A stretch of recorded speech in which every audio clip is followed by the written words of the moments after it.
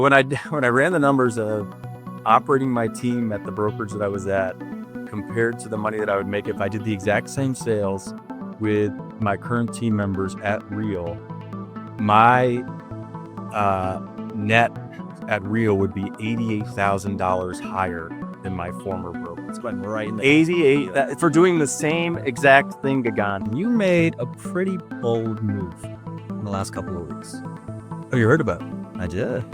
You're doing your team a disservice by not taking your team over to this opportunity. What was that final straw that broke the camel's back that you just said, it's done? You're 23 years old. You have 160 agents in your network. How did you do that? Andrea, Gagan Tinsita. how are you? Doing great, man. How are you? Doing pretty well. Let's talk about you for a second. You made a pretty bold move in the last couple of weeks. Oh, you heard about it? I did. Yeah, I'd moved my team from the brokerage we were at prior, one of the franchise brokerages, over to Real, and super excited about it. $50 million producing team coming over to Real. Why now? Well, I guess now is when I finally understood the opportunity. You presented the opportunity to me a while ago. We talked about this a few times. And I wasn't as receptive, but I've done my homework.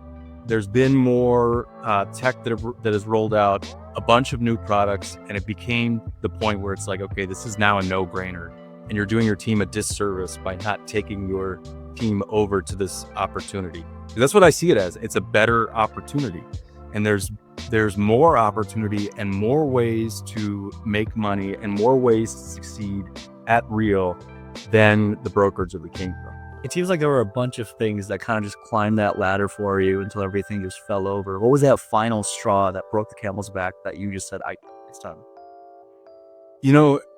I guess it was probably honestly the Real wallet. I mean, I was almost convinced. I was like 95% there. And then I saw them come out with the Real wallet that was so innovative. And really, I want to be with a company that innovates. They are at the head. I mean, innovation is creating new things that no one else has. That is what Real is doing.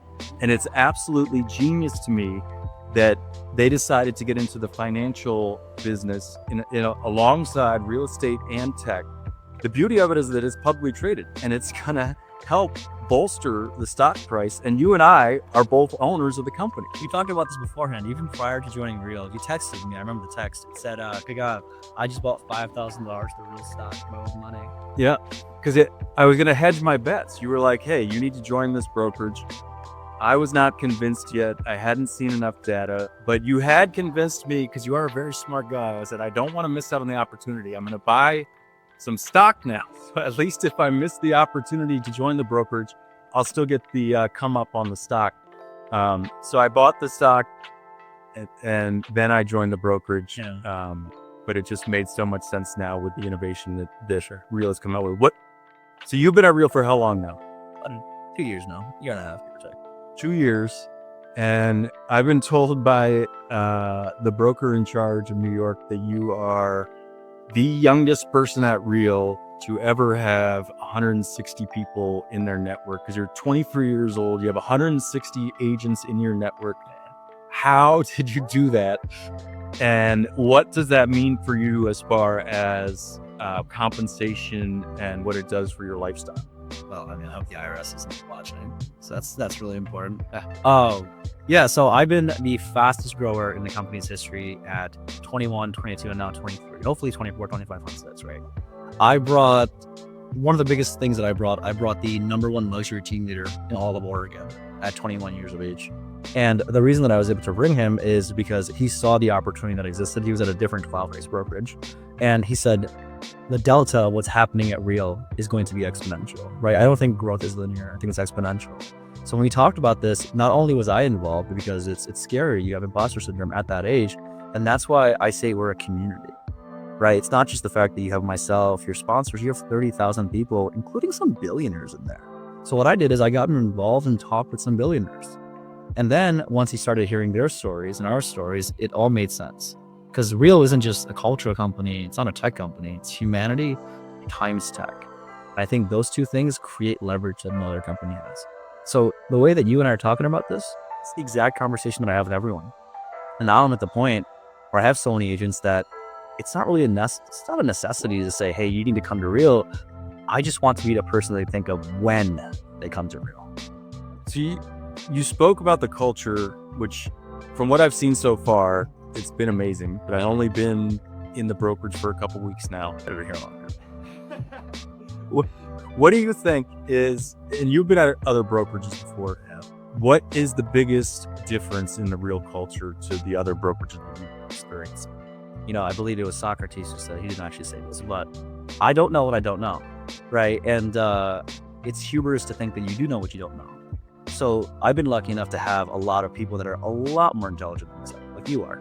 And I can ask you questions that I wouldn't necessarily need to figure out, because it's not, like, life isn't about what you do. It's not even about how you do it or even why you do it. It's about who you do it with, right? So if you can figure out that who, everything else just falls into line. For example, if I don't know about team building, I'll hit you up. Hey, what's your team structure? What's the comp like? How do you determine lead generation? How do you figure out these sequences of this operation? And that way I solve that problem, and there's no more financial risk for me because you're involved. And you want to help me grow because there's a financial continuity there. If I grow, you make money on stock. And I think that financial lever is what makes the company such a genius business model. And I agree with you 100%. Like, that is really what hooked me. When you look at the revenue share model, everyone is obligated to help everyone. And it makes sense. There's enough money there where you're going to want to help anyone that's in your downline.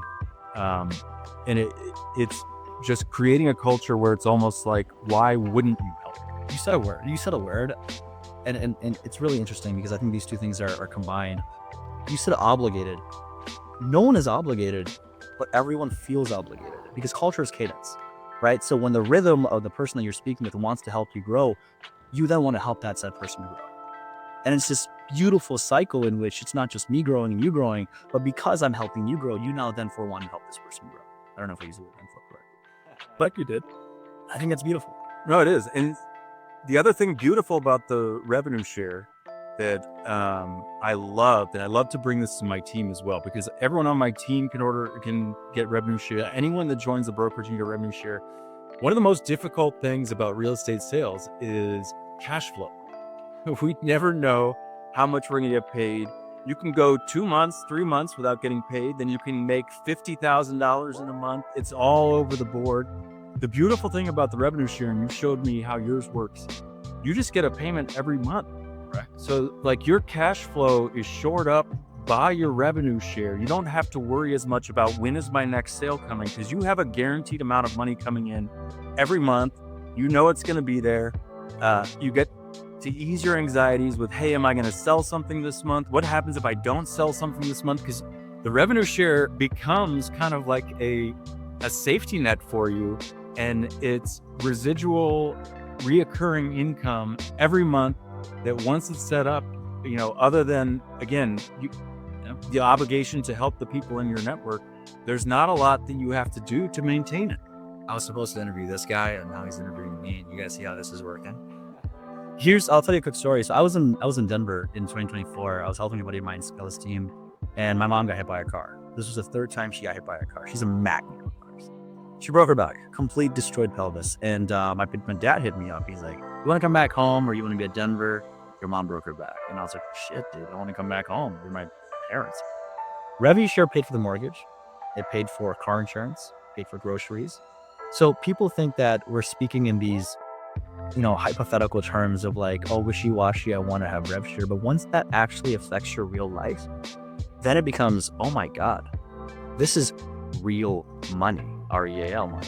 Yeah, see, actually, coincidentally, the other day we were out to lunch and you were just like, oh, I just made, or I can't remember what the amount was, but you were, yeah, I just made a bunch of money today. $860.90. Yeah. That's also, it's not just about how it can pay for these things here. It's also about future things. I told you, I'm going to Thailand for a few months. I'm going abroad for a few months. Which is exciting. Revenue shares paying for every single penny of that. I'm trying to buy a franchise for a certain company. Revenue shares help paying for all these things, right? And you should think of this as a really good thing, because if someone as goofy as myself can bring 160 people, someone as smart as you bring a lot more.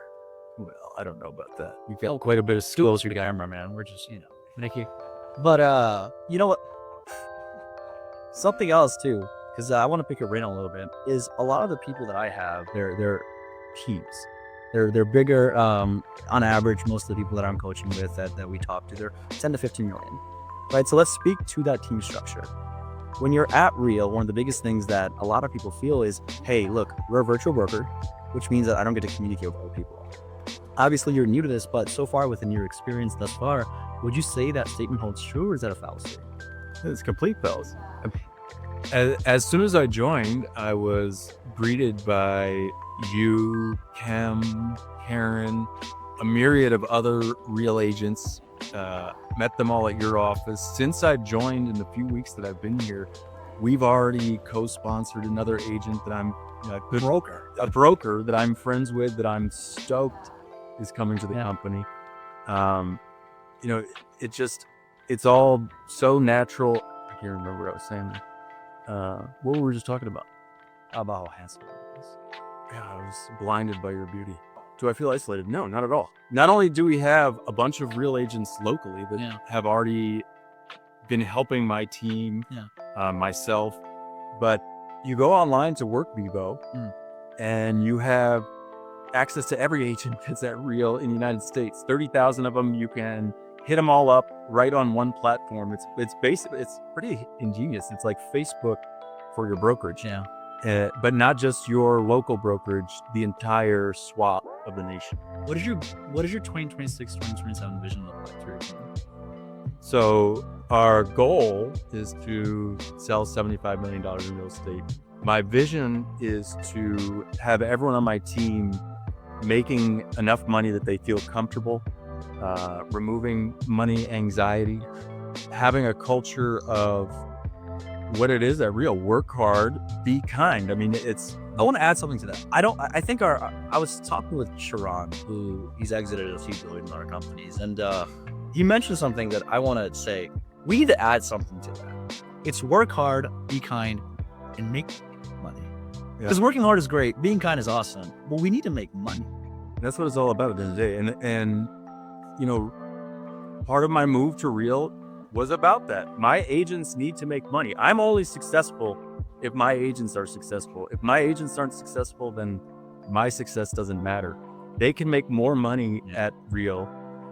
So we have a sales goal of 75 million. Yeah. We have a goal to make a change to the way real estate is done.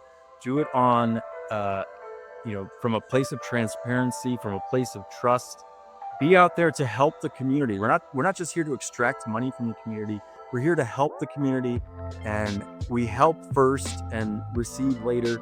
So my goal is to sell a lot of real estate, make my team members a ton of money, and improve the community at the same time. That's my goal for 2026. I was talking to you about that. I'm the most famous man in the city that I partially live in. Right? Columbus, Ohio. But I put 3 deals under contract in Columbus right now. I wouldn't be able to do that. I'm in Rochester to take care of my parents, a few things here and there, if I didn't have that Real ecosystem. So we're talking about locally and having these team structures and people here, but at the same time, man, it's like you have someone everywhere. Like, let's say you have a referral in Miami. We got someone. Interesting you bring that up, because that's a beautiful thing about Real too. I've got a couple agents on my team that are now looking to live in multiple states for various reasons. We live in Rochester, New York. It's snowing. It's 10 degrees outside right now. So there's a couple of my agents that are like, hey, I want to be, maybe 7 months in Rochester and 5 months down south. 3 months in Rochester. The beauty of Real is that you have one cap for 3 different states. So you can operate your business out of 3 different states and pay only one caption of Real brokerage. It really is just like a national brokerage that is all together, whereas some of the franchise brokerages, they're all sectioned off by the franchisee. We're all connected. We are nationwide, and it's all because of the amount of tech and innovation that Real brings to the table. Let's talk logistics and finances, because you and I talked about how much money you're right off the bottom line, right? Because gross is vanity, net is sanity, cash is reality. We talked about how much cash you're immediately saving by joining. Let's give these people that number. So when I ran the numbers, operating my team at the brokerage that I was at compared to the money that I would make if I did the exact same sales with my current team members at Real, my net at Real would be $88,000 higher than my former broker. It's going right in the 88. If we're doing the same exact thing, Gagan, $88,000. It's the hook, right? $88,000 to move my team to Real, and that's assuming no growth. Yeah. But I also think that Real's tools and innovative technology is going to increase my revenues even further. Right? So $88,000 just to move. Yeah. But sky's the limit, because I think that we're going to, blow the doors off this thing with what Real has to offer. You did say 50 million this year, right? We're being Like generous. 53. Look at this guy. You did 53. You want to get to 75. Let me ask you a quick question. Where you were previously at, do you think they would have wanted to help you to make that delta, make that growth? I mean, they would have said that they wanted to help, but the reality is the culture of most other brokerages is not one of collaboration and helping. Most agents now, especially since remote work came out, they've become kind of, hey, I'm going to do this on my own. I'm not going to collaborate. The amount of knowledge being shared at most brokerages, it's on the downswing. People don't want to share their secrets. It's a much different culture at Real. I mean, you immediately told me everything you do, and then told me that I wasn't smart enough to do it anyways. You weren't worried. I remember saying. But my point is that, Real comes from the culture is completely different. It is a collaborative culture, and everybody wants to share and have everyone around them be successful. No one's worried about, hey, if I share that, then they're going to take something from me. No. Because you're in a different state. Yes. Right. And there's an abundance mindset, my friend. There's enough for all of us to go around. You know what's crazy is I was talking to the CEO. That's right. Like, we have proximity to CEO. You can't talk to Which is Tamir? Tamir. You can't talk to GK or anyone else that exists in Remax Weekly. Right? I said names. I was talking to the CEO, multi-billionaire guy, and I went up to him and he goes, "Gagan." And I go, "Damn, you know who I am?" He goes, "Brother, I love seeing you win." And we talked a little bit about the financial avenues of brokerages. Most brokers aren't making money. No. Most brokerages aren't making money. Right now, real estate is a 1% margin. So you're talking about building your own. You looked at the math and you said, whoa, I can make a lot more here. That's the other reason. When I was doing my homework, a lot of my homework said, do not open a brokerage. You are not going to make any money at all. And that was a reoccurring theme in all my research. And the beauty of Real is that I have ownership, but I'm not the one responsible for innovating and moving the tech forward. If I had my own brokerage, the buck stops with me. If I don't innovate, my brokerage is not innovating. If I don't invest in new tech, my brokerage has no new tech. But when I move to Real, Real takes care of that for me. Real is doing the innovating for me. Real is bringing the best tech in the industry in front of us first. So they're taking care of that. I don't have to worry about it. And I don't have to worry about going broke owning a brokerage, because again, that's what all my research said. You know, something you're saying too, because you seem like a nice guy. I don't know if you are, you seem like it. But you've talked about this a few times. Your agents aren't competing with each other anymore, right? Meaning that if you were at your own brokerage, it's a dog-eat-dog world. Every single person on the team, I got to fight against the other person on the team to get this. At Real, that's not the case. I know we've talked a lot about helping your agents win, because a lot of the people that I work with are team leaders. How exactly can Real help their agents win? I think one of the biggest examples, other than all of the agents on my team, can now, How many do you got right now? 9 agents on my team plus myself. But all of them could be owners because they all get stock. But in addition to that, the biggest example at Real, the difference of agents feeling they're competing with each other and not. When I was at my former brokerage, agents would never want me to bring anyone else on because there's no benefit to them other than the potential collaboration. But they would get scared. Hey, am I going to get less? Someone else comes on. Now they're all incentivized. Anyone that they bring on, they're going to get money from it, not me. the ones that are doing the hard work and educating other agents about the opportunity, they're going to get paid for it. And then they're going to have a new collaboration partner. So that is the biggest difference, is like now they want to bring people in and they want new people. Whereas the old brokerage, there was really no motivation for them to, and they not want to do it at all. Yeah, profit sharing my butt. One thing that Andrew hasn't mentioned, he doesn't have the gumption to do it, but I will, is your agents are never going to leave now. Let's say someone on your team brings 5 agents. They're all capping. That's 20,000 right there. Exactly. Plus, they get stock in the company and healthcare. I don't know about you, but even if I didn't like someone that brought me, I'm not leaving anymore. No, I mean, you're dead on. The passive income from the revenue share is a game changer, and revenue share is completely different than profit share. Completely different. I was at a brokerage that had a profit share model. I really didn't understand how it worked. There wasn't really much profit to be shared. He was at a company that runs Miller Million. I don't know what would rhyme with that, but the revenue share model is clear. Like, you know exactly how much revenue you can derive from any agent that you bring into your network. There's no tricks and gimmicks. It's clear. It's a lot more money than profit share at other brokerages. And it's monthly. You're getting a monthly check, so you don't have to worry about, am I going to sell something this month? I mean, that's one of the biggest challenges that agents have in this business is money anxiety. Will I sell something this month? Am I going to have to go get another job in 3 months if I don't sell something? The revenue share, if they're keeping people in their system, in their ecosystem, and adding new agents, and they're getting more revenue share, they can take a little of the pressure off themselves for the sale. And guess what? Guess who a better real estate salesperson is? The agent that's not worried about money. Sure. Because they have their client's best interest in mind. The agent that's worried, when is my next paycheck going to come? Do you think that they're giving always the best advice to their clients, or do you think they should become self-serving? They become self-serving. So the revenue share is brilliant, and it will actually make the agents better, and they're not going to leave the company. You know, I was with a different call-based company prior. I had brought one agent to that company because I found her attractive. But the difference between Real and the main reason I made that jump is because at this other company, everything was rewarded for the quantity of people you brought. If you brought the most amount of people in your 7th tier, that's where you made the most amount of money.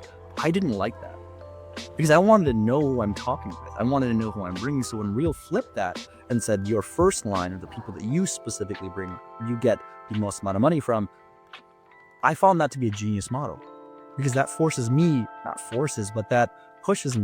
to speak with the people that I brought. It's interesting that you bring that up because I did obviously also vet that company we're talking about with the 7-tier model. TXT. Real's model, what it did was when they flipped it, like you said, they also changed the culture with flipping the model like that, because exactly what you said. We are most connected to the people on our first tier, the people that we directly bring into the company. When I bring someone directly into the company, I feel obligated and I want them to succeed. As I brought them over with me, I feel responsible to help them succeed. That's what creates this culture of work hard, be kind, where everyone's helping everyone, everyone's sharing ideas, everyone's collaborating. That's what flipped the culture, in my opinion, and that's why the revenue share model at Real is better than any other brokerage that I've seen. And you're agreeing, I suppose. I mean, I brought you the company. Of course, I'm going to do with it. Let's talk about the fact that you are in Rochester, New York. I don't know why you're still in Rochester, New York, but the visibility of Real is small here. There's a lot of team leaders that watch my videos that think it sounds good, but I don't want to be the top dog. You are the top dog at Real in Rochester. If someone is watching this, you're one of the top dogs. If someone's watching this and thinking to themselves, what do I do if I want to come, but Real isn't really existent here? What would you say to them? I would say just reach out to Gagan or I. We'll talk to you about it. The most difficult thing for me was having enough real life examples of successful agents at Real to convince me. but we are open to talking to anyone or anytime. So if you don't have a big presence of Real in your area, reach out to Gagan, reach out to myself, get on the Real website and find out how you can reach out to somebody from corporate. But just get educated. It's really about the education, because what the other brokerages have that's an advantage is they've been around, they've got physical buildings, people know of them, and there's this groupthink mentality. Hey, that brokerage must be the best because that's where the most agents are right now. Well, you need a couple agents to get out of that groupthink and find the better solution, the better model, which Real does have. Also, imagine how difficult it is for a company with 130,000 agents to innovate. Like, you know how difficult it is going to be to shift that pendulum? No, I've been there before, Gagan. So my background, before real estate, I owned Subways, and I experienced what happens with an aging franchise. So the Subway franchise, while I was in it, started to age out and get a little bit too big. And what happened was smaller competitors came into the space that had more innovative products and more innovative things to offer. Subway would scramble to try to catch up. And because our franchise model was so big and the system was so big, it would take us a year to do what the smaller companies could do in 1 month. So we could never catch up. So they were always ahead of us. And I see the same thing at Real. Like, the bigger existing franchise model brokerages, they're too big and there's too much bureaucracy and red tape to innovate as quickly as Real. Real is like lightning fast with coming out with new stuff. I don't know how the other franchise brokerages are going to be able to compete with the speed. Do you agree? Andrew, bigger isn't better. Better is better. Yeah. You know? And I say that to say, I think Real's at 30,000 agents. Do you know what happened to a certain other cloud-based company when they were at 30,000 agents in 2019? Yeah, I mean, they exploded. Their stock price 3 to 4x. Yeah. Good things happen. Great things happening. But 30,000, I'm glad you brought that up, because that is another piece that I didn't bring up earlier. Yeah. When I saw the $30,000 number, the 30,000 agent number, that was like, okay, there's now enough where, because we talked when this company's not going anywhere. When you and I talked, we were at 9,000. We're at 9,000, and I was a little nervous. That's a small company, a couple wrong moves, a couple wrong decisions by a CEO, and that company might not be around. But you get to 30,000, and at that point, you're at a critical mass where it's like, okay, even if they make a couple mistakes, they're not going anywhere. And then I looked at the leadership that's in place right now, and they are incredibly smart. So they aren't making very many mistakes, and they keep on they brought in Alex Hormozy, who's one of my favorite entrepreneurs, just as a collaborator, speaker, but he's brilliant too. Like, everyone they bring in is brilliant. Yeah. It's something else to add to that as well. I want to kind of like trickle back is the big team that is coming over to a company like Real. Maybe they don't have that much presence. They become the brand. Yes. Like, you become the focus of Real, right? Like, you, Andrew Hannon, you have the Hannon team. Now people are going to think and associate Real with the Hannon team. Yeah. That, number one, gives you opportunity because you now have market share. And number two, you can bring more people because you're going to associate top of mind with you. And that was a beautiful thing about coming to Real, is that they treated me like a brokerage when I signed up. They said, hey, you got a team, you've got the sales volume, you've acquired a building. They basically treat me like I'm my own brokerage, but I'm powered by Real. And you know what the best thing about that too is, it's really interesting. I remember I was talking with Tamir again, and I asked him, I was like, hey, what's compliance in New York? What's compliance in Ohio like with Real? All of these things, because I've gotten a few slap on the wrists for, maybe being a little too aggressive here and there. And he told me point blank, I think I told you this, he goes, Gagan, what's the compliance in New York? I don't know, that's why I get slapped on the wrist. He goes, that's my compliance. Right? So it's so interesting to think that even with Real, you have no position to say, oh, I want to build it this way, I want to build it that way, because Real gives you the ability to do anything that you want to do for those reasons. Well, they're super flexible with their model. Like, I've never seen a more flexible model. Yeah. Where they give you options like, hey, do you want to operate like this, or do you want to operate like that? Yeah. Which Real saw that a lot of agents don't want to give up the way that they do things. Yeah. And they honed in on that and they said, you know what? We're not going to make you give up on the way you do things. We're just going to help you do them better with our tools and our innovation. But if you like to do things that way, Drew, or if you like to do things that way, Gon, we'll work around the way you do things, but then use our tools and innovation so you could do it better. Brilliant. Makes so much money. As far as the company, we're now at 30,000. What do you see? What do you think the growth is going to be in 2026 nationally, and then locally? We're still a small presence in Rochester. What do you think the growth is going to be in Rochester as well? So one of the main things that I look at is TAM, total addressable market, and then TSM, which is total serviceable market, because there is a TAM or a ceiling for specifically cloud-based companies. There's always going to be that case because everyone wants to have that. I want to go talk to you. I want to shake hands. I want to kiss your baby, right? When we look at the TAM that exists within the marketplace, the other determinant factor becomes, well, quantity of agents. Right now, NAR is on pace to lose 250,000 agents, go from 1.6 to 1.4 in total registered agents with NAR.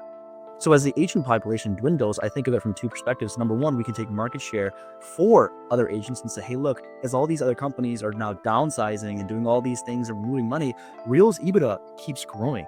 We keep being profitable. So now we have the option to say, hey, look, as an agent, do you want to be somewhere where it's not profitable, somewhere where it's slow, or somewhere where it's actually growing? And then the second thing that I think about is as agents leave, you now can take more and more market share with production. So to answer your question, I believe a lot of the agents that we're going to bring, because I'm in conversation with anywhere from 20 to 25 agents per month, right? And one of the main reasons is I built a massive local media brand that gets 5 million views a month. Most of those agents aren't happy where they're at, not necessarily because of the broker, but because of the manager. People don't leave companies, they leave managers. You know what I mean? And I can pretty confidently say that our managers, the C-suite, they're some of the most genuine people ever. So long story short, I believe that we're going to get a lot of influx, a lot of movement from companies like Keller Williams, like EXP, the people that are pseudo-real, that understand it to a degree, and they're going to make that migration here. And as more agents make that move here, our EBITDA keeps growing. Real has bought more stock from investors, and they keep doing that every single year so they can have that within the company. Like, that's insane to me. Yeah. Right? Because as every other company's stock price goes down, there's a lot of publicly traded listed companies. As their price point goes down, Real keeps growing because they keep buying back more share because they keep making more money. I tell everyone this, and I told Tamir, and he got a little mad at me. I told him, we're a bank that happens to sell real estate. It's true. And that's why I'm so excited about the Real Wallet. Yeah, because what better industry to be in than banking combined with tech, combined with probably the best hedge against inflation, which is real estate. I mean, it's a genius company. What I see, or what I'm hoping for, is I think the Real is going to go up by about another 25% in 2026, maybe even 30% nationally. And I think locally, we're going to be able to go up by 300% with the agent count that we have now, if not more. But I think that we're going to have well over 100 agents by the end of 2026. That's what I'm seeing. And I'm excited to grow this with you. Yeah. And I couldn't be more thrilled with the brokerage, with your support, with Kem's support, with Karen's support. And I'm excited to crush it this year with you guys. It's going to be fun, man. I'm excited. A few more questions for you here and there. When we're thinking, and you said, hey, look, we want to grow by 300%. There's, John Cheplack, you know who that is? No. So he's one of the big coaches, and his motto is KRF, which is keep freaking, it's not freaking, it's another word, recruiting. Mm-hmm. I want to change that. I think it's KRA. Keep freaking attracting. Mm-hmm. Right? Because there's a difference in the way that you recruit and the way that you attract. People can feel it in the vibe that you give off when it says, hey, come join my company, come join my company, come join my team, come, you know what I mean? But when you're saying, hey, look, there's a reason that I'm coming to you, there's a reason that you're coming to me, because so much of what we're talking about is built on social media. We're doing a podcast so people can see us on social media, right? What are your plans on growing the company or the organization by 300% locally? Again, it's just education. I mean, What does specifically mean? I'm going to reach out to people to try to educate them if they'd like it. without a lot of pressure. I mean, it's going to start digitally because that's the easiest way to get in front of the most people. So I'm going to put up videos such as this, videos from my team, informational videos, and see who reaches out to me organically. Yeah. But no, I'm just going to keep a servant's mindset, help anyone that I can in the industry. And if they have any questions about what I'm doing, I'd be happy to inform them without any pressure. I mean, once you look at it and you understand the model, it's a no-brainer. So we don't need to be high pressure if we just educate properly. I love that. So that's the plan.